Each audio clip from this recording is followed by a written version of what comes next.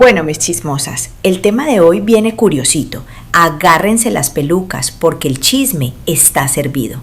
Mis chismosas hermosas, como aquí somos más detallistas que un detective con exceso de café, hoy nos vamos a ir hasta el origen del conflicto. Sí, hasta la raíz de esta guerra, protagonizada por los dos distinguidos miembros del Cartel de Bragas. Porque al parecer, ellos ya ni se acuerdan de cuándo empezó todo este novelón. A mí también me costó armar el rompecabezas, pero después de revisar cada pieza, puedo decir con bastante seguridad, aquí fue donde se prendió la mecha de todo este circo. Mis chismosas hermosas, saquen el cafecito, porque hoy vamos a viajar al origen del conflicto. Vamos a desempolvar la memoria de los dos ilustres integrantes del Cartel de Bragas, porque parece que ellos mismos ya olvidaron el día exacto en que decidieron convertir su vida en una telenovela. Me tomó un buen rato reconstruir esta joyita, pero ya encontré el punto donde empezó todo este despelote. Y créanme, después de verlo, muchas piezas empiezan a encajar. Pues mis chismosas hermosas, el primer gran episodio que puso a medio YouTube de comentarios fue la famosa presentación del perro. Y no fue por el perro, pobrecito, fue por la forma en que decidieron hacer el show. Mucha gente lo vio como una puesta en escena de muy mal gusto, cargada de burlas, cero sensibilidad y un cinismo que dejó a más de uno mirando la pantalla con cara de ¿es en serio? Y cuando llegó el momento del nombre, ahí fue donde el internet dijo, esto ya parece guión de una telenovela. Desde ese día la polémica explotó y los canales de crítica empezaron a hablar del tema. Yo misma era seguidora, pero después de ver ese video me quedé con la boca abierta. Pensé, no puede ser que esto les haya parecido una buena idea. Y sin embargo, ahí estaban, entre risas y como si nada hubiera pasado. Y desde ese día, mis chismosas, la tranquilidad se fue de vacaciones. La polémica no paró de crecer y el tema terminó dando vueltas por todos lados. La mamá del niño respondió públicamente y su esposo también. Al fin y al cabo, nadie espera que una amistad termine convertida en el argumento de una telenovela de horario estelar. Mientras tanto, los vendebradas salieron a explicar su versión de la historia. Y ahí empezó otro capítulo del reality, que si todo era un malentendido, que si las críticas eran exageradas, que si el internet los había entendido mal. Porque claro, ¿cómo era posible que alguien se atreviera a cuestionar a la pareja de Amor, Paz y Bragas? ¡Qué atrevimiento el de la audiencia! Lo que quizá no calcularon fue que la historia no iba a terminar con un comunicado. La polémica siguió creciendo. Más personas empezaron a opinar y los canales de crítica encontraron material de sobra para analizar. Y así fue como un episodio que parecía pasajero terminó convirtiéndose en el origen de un conflicto mucho más grande. Y entonces apareció un nuevo personaje en esta telenovela, un canal de crítica llamado El Lavadero. Porque mis chismosas, así como hay canales de cocina, de viajes, de maquillaje y hasta de gente que prueba chocolates, también existen canales de opinión. ¡Sorpresa! Internet es un lugar muy diverso. Y por alguna misteriosa razón, la parejita Amor, Paz y Bragas terminó convirtiéndose en una fuente inagotable de capítulos. Yo personalmente ya esperaba cada nuevo episodio con el entusiasmo de una señora esperando el capítulo final de su novela favorita. Cafecito en mano y lista para el chisme. ¿Y qué creen que hicieron nuestros protagonistas? Pues lo que hacen muchos cuando no les gusta la crítica, indignarse. Porque al parecer la libertad de expresión solo era bonita cuando hablaban ellos. El resto ya no les hacía tanta gracia. Pero la historia no terminó ahí. Cada intento de apagar la conversación parecía conseguir exactamente el efecto contrario. Más atención, más comentarios y más personas preguntándose qué estaba pasando.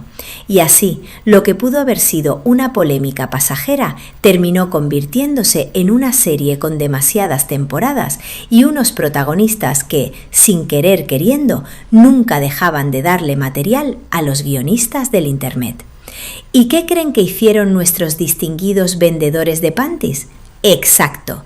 En lugar de preguntarse por qué tanta gente los criticaba, decidieron que el problema era el canal. Porque según la lógica del reino de amor, paz y bragas, si eliminas al mensajero, desaparece el mensaje. Una estrategia brillante salida directamente de la Universidad del Autoengaño. Pero había un pequeño detalle que no calcularon. Cuanto más intentaban silenciar las críticas, más curiosidad despertaban. Era como echarle gasolina a una fogata y sorprenderse porque salió más fuego. Y así, sin querer queriendo, ellos mismos seguían escribiendo los siguientes capítulos de esta maravillosa novela llamada Cómo fabricar tus propios problemas en 10 sencillos pasos. Y si de canales de crítica hablamos, mis chismosas, hay que mencionar Agüita, porque curiosamente parecía que todo el que opinaba diferente terminaba convirtiéndose en el villano oficial del reino de amor, paz y bragas. Así que hasta este capítulo de nuestra novela ya llevábamos varios canales que, según ellos, merecían ser callados, intimidados o desaparecer del mapa digital. Y bueno, mis chismosas hermosas, para no hacer un vídeo de 30 horas, no porque falte tela para cortar, sino porque yo sí tengo vida y hasta me toca dormir de vez en cuando, vamos a adelantar unos añitos en esta hermosa telenovela. Es entonces cuando entra en escena una nueva villana. Según el honorable rey de las bragas, vieja, fea, chismosas y como él mismo la bautizó con toda la elegancia que lo caracteriza, Prosti. Todo un caballero, ¿eh? La poesía hecha persona. Yo no sé, mis chismosas, pero el don de las bragas parece tener una relación bastante complicada con las mujeres que no le aplauden.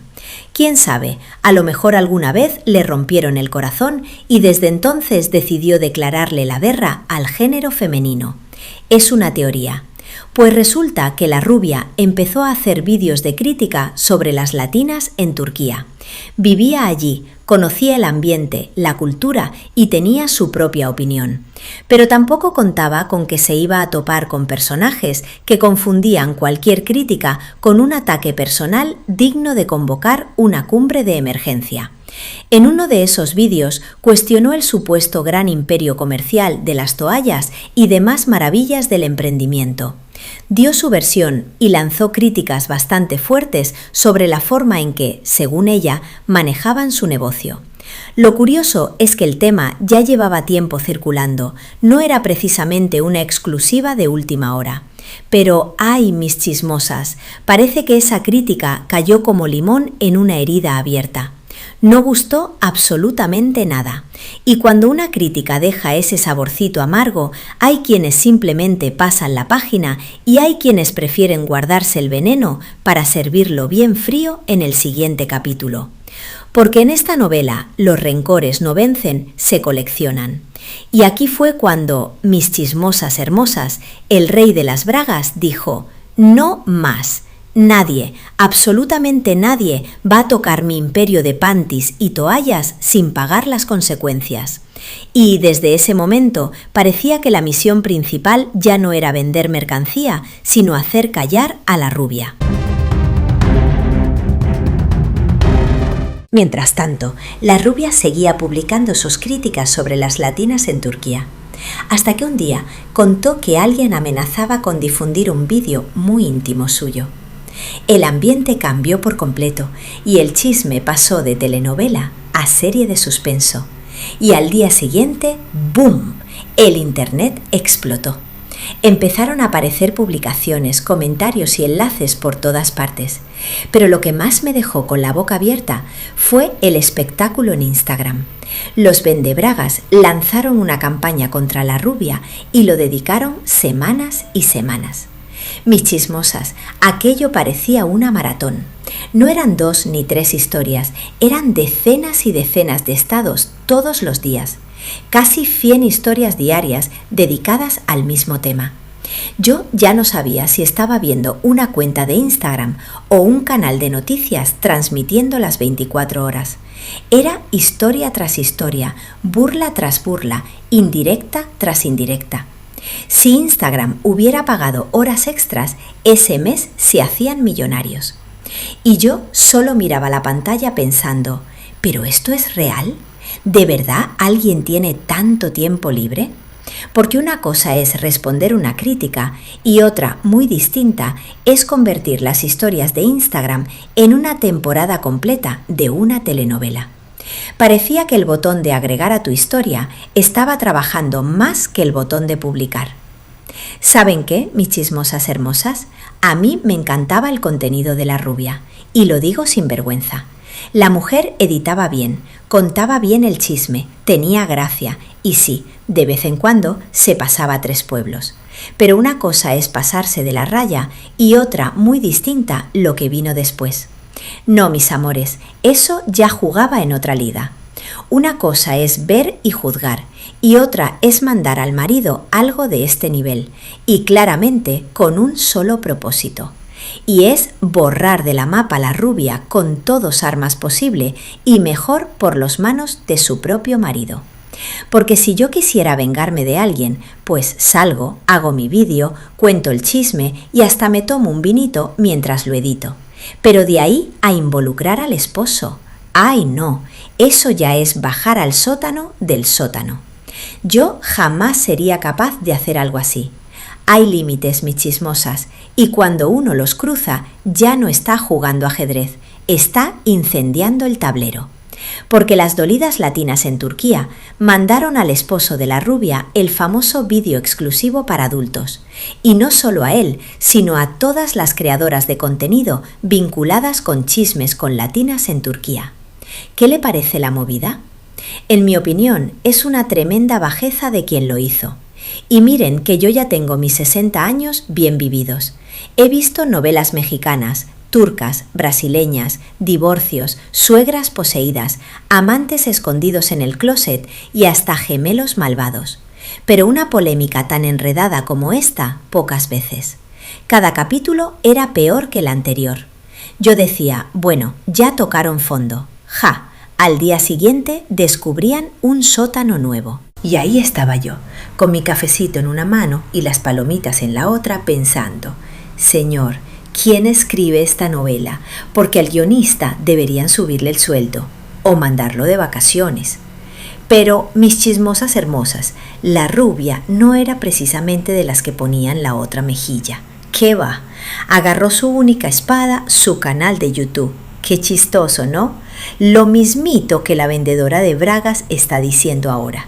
Y la rubia empezó a repartir balazos digitales para todos lados, porque cuando uno está solo contra medio reino, ¿qué otra arma le queda? Pues hablar, y bastante. Yo me imagino que igual que ahora la reina del cartel de bragas derrama lágrimas de cocodrilo, la rubia también lloró, pero lo hizo detrás de cámaras, donde nadie le daba like al llanto, porque una cosa es el personaje y otra la persona. Hasta que un día dijo, bueno, si vamos a jugar, juguemos. Y publicó un video con fotos antiguas, recuerdos, capturas, publicaciones de Facebook de la reina de bragas, exnovios, exmaridos, en fin, parecía que había abierto los archivos secretos del Museo Nacional del Chisme. Yo solo esperaba que en cualquier momento aparecieran fotos del bautizo y el certificado de vacunas. ¿Fue elegante? No. Fue una respuesta al nivel del circo que ya existía. Cada lector sacará sus conclusiones. Lo cierto es que aquello cayó como un ladrillo, pero el que más se indignó fue el rey de las bragas. El ego quedó más golpeado que un celular sin funda. ¿Y qué hizo nuestro héroe? Exacto, lo mismo de siempre, a demandar. Porque en esta novela las demandas salen más rápido que las palomitas en el microondas.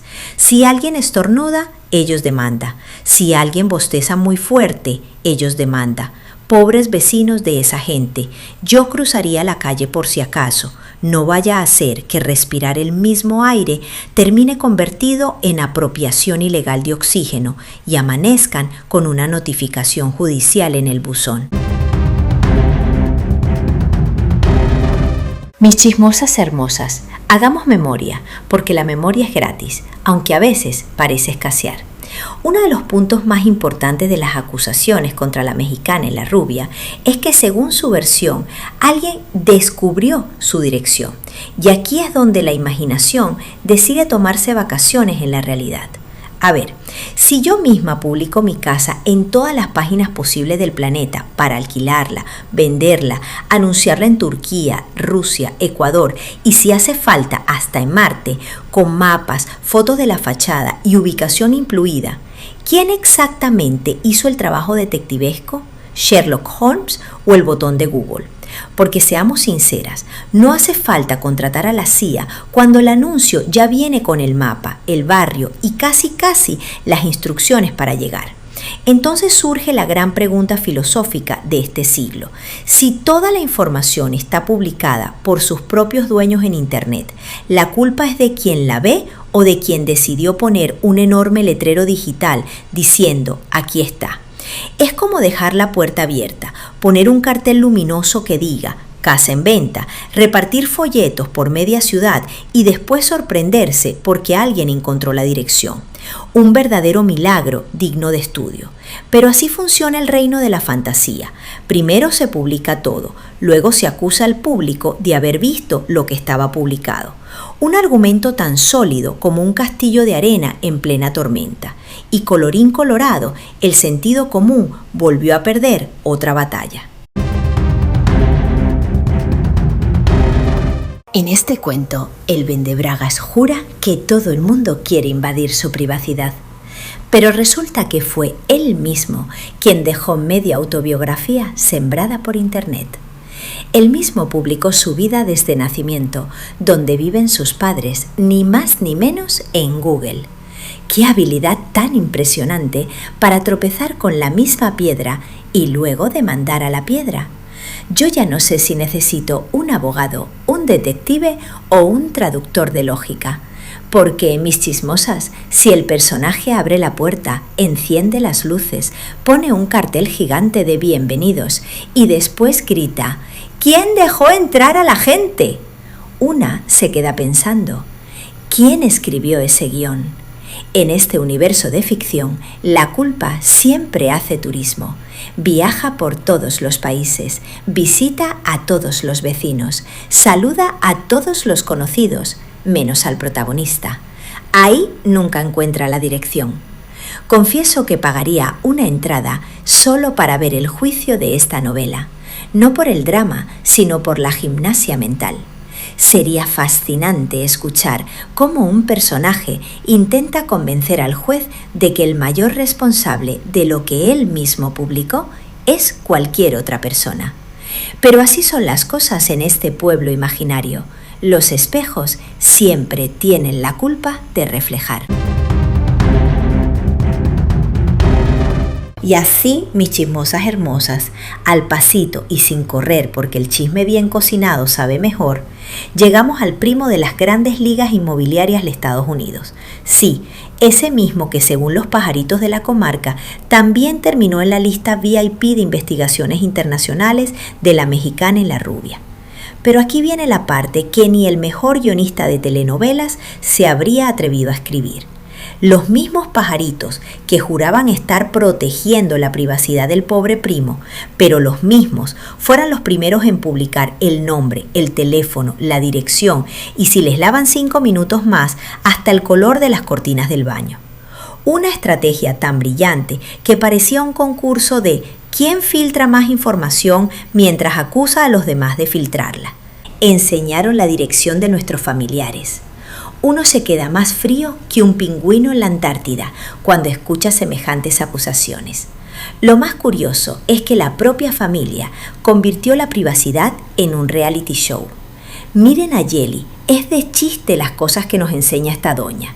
Lo único que nunca vimos fue el dormitorio de Yeli y Raúl, porque de resto aquello parecía una visita virtual en 4K. Miren, aquí tenemos la licencia de conducir con toda la información. Y luego llega el momento estelar, culpar a los demás por información que ellos mismos exhibieron, con bombos, platillos y luz de neón. Hay que reconocerles el talento. Convertir errores propios en conspiraciones ajenas es casi un deporte olímpico. Si existiera la disciplina de victimizarse por decisiones propias, estos personajes ya tendrían el récord mundial, medalla de oro y vuelta de honor. Y una se queda pensando, ¿quién necesita enemigos con semejantes detectives de oferta? Se investigan solos, se exponen solos y luego organizan una conferencia para denunciar que alguien los expuso. Es como prenderle fuego a la casa y después llamar a los bomberos para denunciar el incendio. ¿Quién se lleva el trofeo al disparate del año? ¿La mexicana? ¿La rubia? ¿Huita? ¿El lavadero? ¿O el inolvidable dúo dinámico de Amor, Paz y Bragas? La competencia está reñida. Cada capítulo trae un nuevo récord de contradicciones, lágrimas estratégicas y teorías que duran menos que un helado bajo el sol. Y así, mis chismosas hermosas, casi llegamos al final. Seguro se me escapó algún capítulo, algún drama o alguna tragedia de última hora, pero es que seguirle el ritmo a Vendembradas es más difícil que ver una telenovela de 1000 capítulos sin perderse un episodio.